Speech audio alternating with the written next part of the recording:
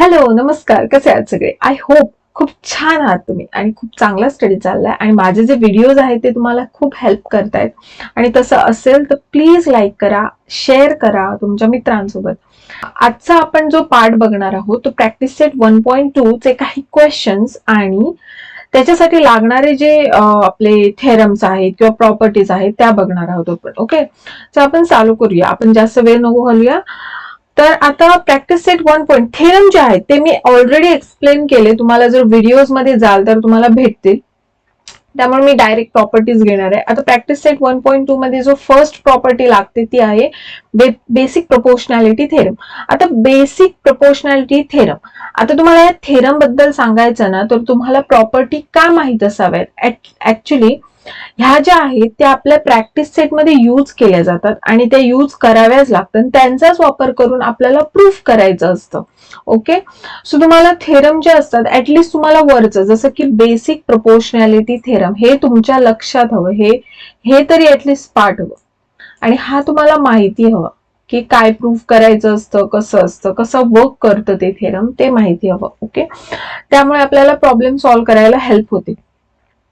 आता पहिला लागतो तो बेसिक प्रोपोर्शनॅलिटी थेरम. त्याच्यामध्ये काय आहे, समजा एखादी लाईन आहे. आता ही समजा एल लाईन आहे, ती ह्या बीसी लाईनला पॅरलल आहे आणि ती दोन्ही साइडना काय करते, इंटरसेक्ट करते पी आणि क्यू मध्ये आणि बीसी ला काय आहे, ती पॅरलल आहे. देन प्रूफ असतं ह्याच्यामध्ये. तेव्हा काय होतं, तर line divide the side in the same proportion. Same proportion मध्ये काय करते, ही जी लाईन आहे ह्या दोन्ही साइडना सेम प्रपोर्शन मध्ये डिवाइड करतं. म्हणजेच काय करतं, समजा ह्या लाईनचा ratio AP upon PB is equal to AQ upon QC हा नेहमी असतो. रेशो म्हणजे काय, सेम प्रपोर्शन म्हणजे काय, दोघांचा रेशो सेम. म्हणजेच समजा 4/3 असेल तर दुसऱ्याचा रेशो पण 4/3 असतो. म्हणजेच एखादी लाईन आहे त्याला पॅरलल लाईन टाकली आहे, इथनं ट्रायंगल आहे त्याला पॅरलल लाईन टाकली, ह्याचं समजा 8 आणि ह्याचं असेल 3, 24 नाही असं असेल. म्हणजेच काय असेल, समजा या दोन लाईन समजा पॅरलल आहे. नीट बघा, समजा या दोन लाईन पॅरलल आहेत आणि ह्यांचं नाव ए बी सी आणि पी क्यू असेल, तर एपी अपॉन बीपी काय येईल, 8/3 हो ना. आणि यांना अजून कमी करता येते नाही. कशाने हे दोन्ही नंबरला सेम नंबरने डिवाइड होत नाहीये. त्याच्यामुळे आपण नेक्स्ट बघू, AQ अपॉन CQ काय येईल, AQ अपॉन CQ 24/9. अजून ह्याला कशाने डिवाइड करता येतं, 4 + 2 किती असतं, 6 ला 3 ने डिवाइड होतं आणि 9 ला पण 3 ने डिवाइड होतं. म्हणजे 3 ने डिवाइड करता येतं. 3 3 जा 9,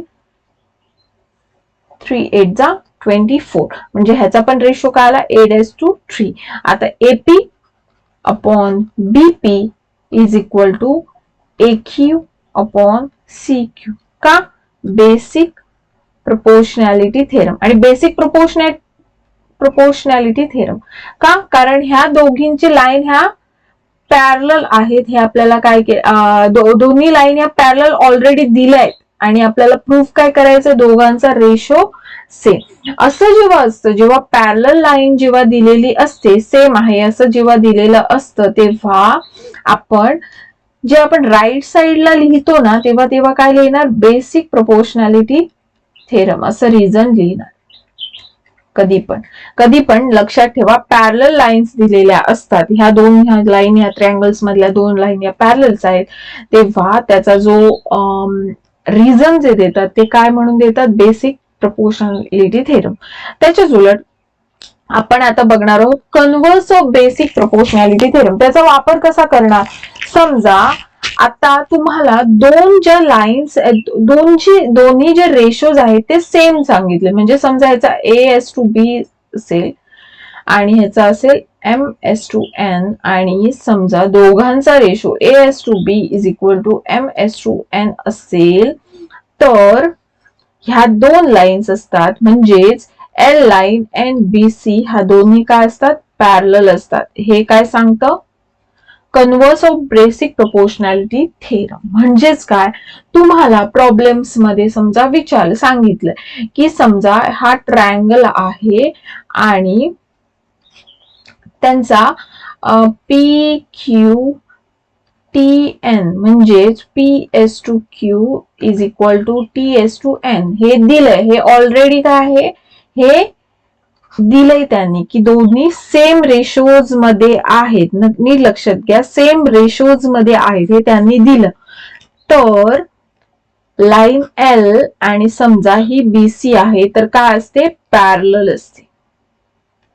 हे आपल्याला काय असतं, प्रूफ असतं नंतरचं. म्हणजेच समजा तुम्हाला त्यांनी रेशो समजा जर सेम आहे असं दिलंय तर तुम्ही जेव्हा प्रॉब्लेम सॉल्व्ह कराल तेव्हा रिझन काय लिहायचं, converse of basic proportionality theorem असं लिहायचंय. ओके, हे तुम्हाला वापरायचं. मी तुम्हाला कसे वापरायचं ते सांगते प्रॉब्लेम्स. आता थर्ड काय आहे, property of an angle bisector of a triangle. Angle bisector म्हणजे काय, अँगल बायसेक्टर म्हणजे एखादा अँगल आहे आणि त्यातनं एक रे गेला, समजा त्यातनं एक रे गेला आणि दोन्ही अँगल काय झाले, सेम झाले. दोन्ही अँगल काय झाले, सेम झाले. तर हा झाला अँगल बायसेक्टर. जसंच ट्रायंगल मध्ये काय असेल, समजा एखादा ट्रायंगल आहे त्याच्यातनं एक रे गेला आणि दोन्ही अँगल काय झाले, सेम झाले. तर हा काय झाला, angle bisector. Okay, angle bisector म्हणजे तुम्हाला कळालं असेल. आता काय सांगताय, the bisector of an angle of a triangle एखाद्या ट्रायंगलचा angle bisector divides the side opposite to the angle. म्हणजे दोन्ही अँगलच्या अपोजिटच्या ज्या दोन्ही साइड आहे त्यांना डिवाइड केल्यावर इन द रेशो मध्ये ऑफ द रिमेनिंग साइड. म्हणजेच समजा ह्याचा ratio A S to be असेल, म्हणजेच एसी अपॉन एखादा ट्रायंगल आहे आणि बायसेक्टर आहे, हे नाही बायसेक्टर आहे, याचं नाव आहे ए बी सी आणि डी. तर A B upon A C चा रेशो हा A B upon A C चा रेशो म्हणजेच समजा तुम्हाला 10:50 दिलं तर त्याला कमी करून बाबा किती येत आहे, तर 1:5 हा रेशो झाला. ओके, चा ratio is equal to BD upon CD. Okay, ratio same असतो, लक्षात ठेवा, रेशो सेम असतो, लेंथ नाही. लेंथ काही मुलांना वाटतं की लेंथ सेम असते, लेंथ नसते, रेशो सेम असतो. म्हणजे तुमचा प्रपोर्शन सेम प्रपोर्शन मध्ये. म्हणजे समजा एखाद्याचा 1:5 असेल तर दुसऱ्याचा काय असू शकतो, 2:10 असू शकतो, म्हणजे इंटू 2 असू शकतो, इंटू 2 इंटू 3 असू शकतो. म्हणजे ह्याला इंटू 3 किती येईल, 3:15. म्हणजे सेम प्रपोर्शन मध्ये असतं. आय होप तुम्हाला हे जे बेसिक्सच्या गोष्टी आहेत, रेशोज वगैरे माहिती आहे, ते कन्सिडर करून मी सांगते, तरी पण थोडंफार तुम्हाला माहिती देत जाते मी. आता त्याचाच कन्व्हर्स काय असेल, समजा दोन्ही म्हणजे ए बी अपॉन एसी असेल, ए बी अपॉन एसी असेल is equal to BD upon CD असेल, तर त्याचा कन्व्हर्स काय असतो, हा जो रे असतो त्याचा काय असतो, बायसेक्टर असतो. अँगल बी ए सी चा बायसेक्टर असतो. हे झालं त्याचे प्रॉपर्टी. थर्ड जी प्रॉपर्टी आहे ती आहे property of 3 parallel lines and their transversals. ह्याच्यामध्ये काय आहे, मी तुम्हाला वाचत नाही सांगत. ही जी पीडीएफ आहे ना, मी टेलिग्रामवर टाकत जाईल, तुम्ही टेलिग्राम चॅनल जॉईन करू शकता, त्यावर तुम्हाला पीडीएफ भेटून जाईल. ही जी प्रॉपर्टी आहे ना, ही प्रॉपर्टी मी वाचत नाही आता मी तुम्हाला सांगते फक्त. जसं की ट्रायंगलचं असतं तसंच सेम. ट्रायंगल मध्ये 2 पॅरलल लाईन्स आहेत, त्याच्यातनं ही जाते, ट्रान्सव्हर्सल जाते आणि त्या ट्रान्सव्हर्सलची रेशो जी असते ती सेम असते दोन्ही ट्रान्सव्हर्सची. म्हणजेच सांगताय, म्हणजेच या प्रॉपर्टीमध्ये असं सांगितलं जातं की तुम्ही समजा पॅरलल लाईन्स टाकल्यात, ह्या समजा तुमच्या पॅरलल लाईन्स आहेत 3 आणि त्याच्या तुम्ही मध्ये किती पण लाईन्स टाका, त्याच्यामध्ये तुम्ही किती पण ट्रान्सव्हर्स कशा पण टाकला तरी त्यांचा हा जो रेशो असतो, लेंथ नाही, लेंथ नाही, त्यांचा जो रेशो असतो तो सेम असतो. ह्याचा A:B असेल तर ह्याचा पण A:B असतो, ह्याचा पण A:B असतो. रेशो सेम असतो. हा, लेंथ कधी पण तुम्ही अशी जरी लाईन टाकली तरी त्याचा काय असतो, रेशो काय असतो, सेम असतो. ओके, सो आपण आता प्रॉब्लेम्स वर जाऊ. प्रॉब्लेम आहे प्रॅक्टिस सेट 1.2 मधला प्रॉब्लेम नंबर 1 आहे. त्याच्यामध्ये काय आहे, तुम्हाला ट्रायंगल्स दिलेत आणि some triangle length of the line segment length दिली आहे. Identify in which figure ray PM is the bisector of L angle QPR. आता तुम्हाला प्रूफ काय करायचंय, बायसेक्टर आहे आणि त्याचे तुम्हाला रेशोज दिले, म्हणजे आपल्याला कोणता थेरम वापरावा लागेल, कोणता प्रॉपर्टी आपण यूज करणार, बायसेक्टर ऑफ ट्रायंगल बायसेक्टर आहे हे प्रूफ करायचंय. ह्याच्यामध्ये काय आहे, angle in the ratios of the side opposite to the divides the side opposite to the angle in the ratio of the remaining side. याच्यामध्ये already bisector दिलेला आहे, त्याच्यामुळे property of angle bisector of a triangle नाही वापरावी लागणार. Converse of angle bisector of a triangle वापरावं लागणार आहे आपल्याला याच्यामध्ये प्रॉपर्टीमध्ये. का तर प्रूफ करायचंय आपल्याला.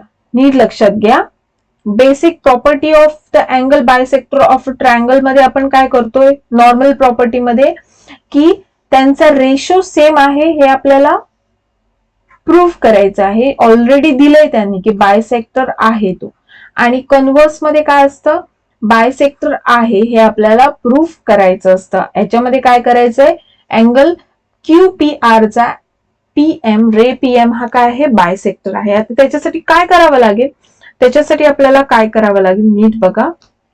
त्याच्यासाठी आपल्याला रेशोज लागतात ना, हो ना, रेशोज लागतात आपल्याला त्याच्यासाठी.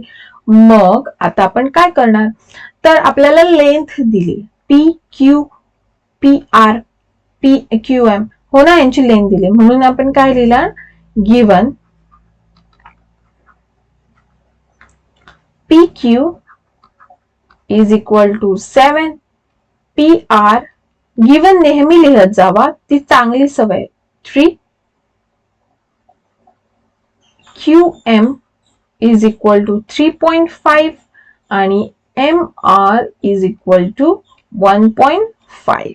ओके, सो आपल्याला तर रेशो हवाय. रेशो कोणता हवाय, अँगल बायसेक्टर आहे तर त्याचा जो हा जो रेशो आहे ना, म्हणजे RP, आपल्याला अँगल बायसेक्टर प्रूफ करायचंय. त्याच्यामुळे आपण काय करणार, RP अपॉन PC चा ratio is equal to RM upon QM चा रेशो सेम आहे का हे बघणार आहोत. म्हणून आपण काय करणार, म्हणून आपण काढणार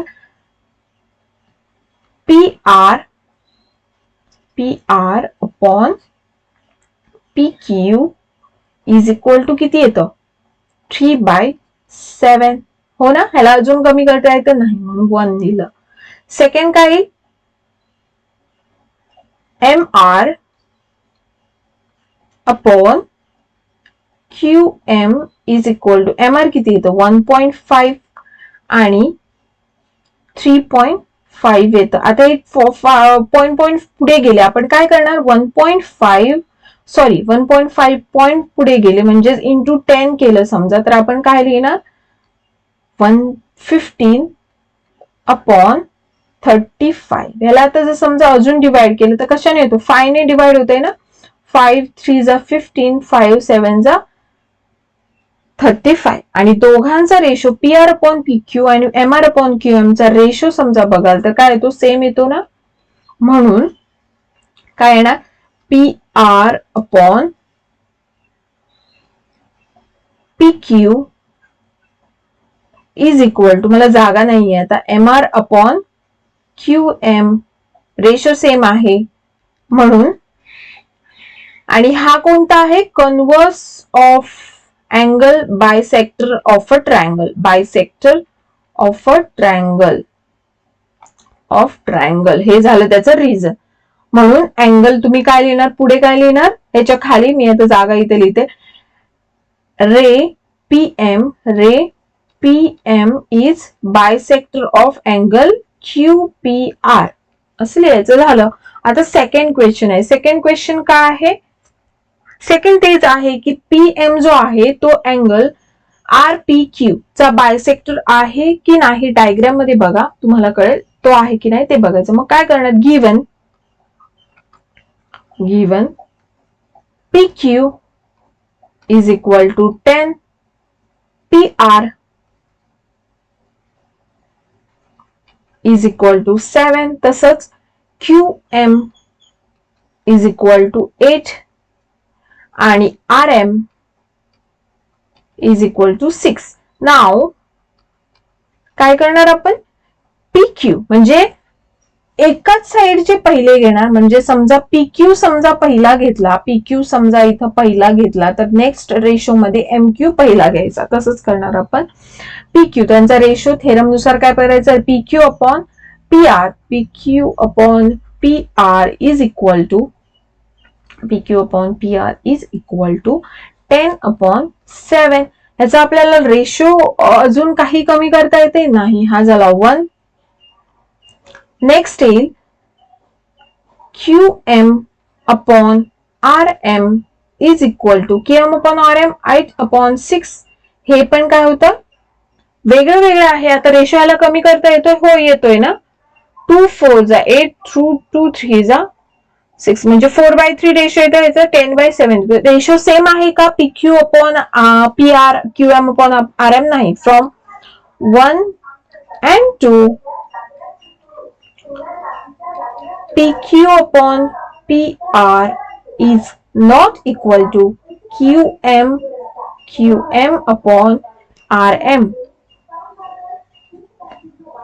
So that angle ray PM is not a bisector of a triangle, bisector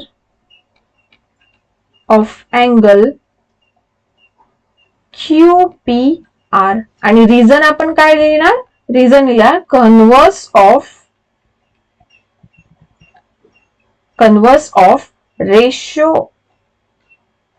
of bisector किंवा bisector of a triangle. Okay, converse of bisector of a triangle. हे झालं, हे आपलं थर्ड क्वेश्चन आहे. थर्ड क्वेश्चन मध्ये काय आहे, त्याच्यामध्ये सेम काय लिहिणार आपण, QP is equal to 9, QP is equal to 9, PR is equal to 10, QM is equal to 3.6 आणि MR is equal to 4. आता काय करणार, QP upon PR is equal to QP काय येतं 9/10. ह्याला कमी करता येतं नाही, 1. नेक्स्ट काय, QM upon MR is equal to 3.6 upon 4. आता ह्याचा समजा पॉइंट पुढे गेला, समजा 36 झाला, तर हा काय होईल 40 होईल. आणि याला समजा कमी केलं तर 4 ने डिवाइड दोघांना होते. 4 9 जा 36, 4 10 जा 10, म्हणजेच काय ते 9/10 होय ना. म्हणजे दोन्ही रेशो काय सेम आहेत. फ्रॉम 1 and 2, फ्रॉम 1 and 2 आपल्याला काय भेटतं, QP upon PR is equal to QM upon MR. म्हणूनच काय होईल, रे PM is bisector of angle QPR. आणि रिझन काय लिहिणार, converse of bisector of a triangle हे लिहिणार. सो आजचा व्हिडिओ इथेच संपतोय. नेक्स्ट व्हिडिओमध्ये आपण नेक्स्ट क्वेश्चन्स बघणार. काही डाऊट असेल तर तुम्ही मला खाली कॉमेंट मध्ये सांगू शकता. ठीक आहे, थँक्यू.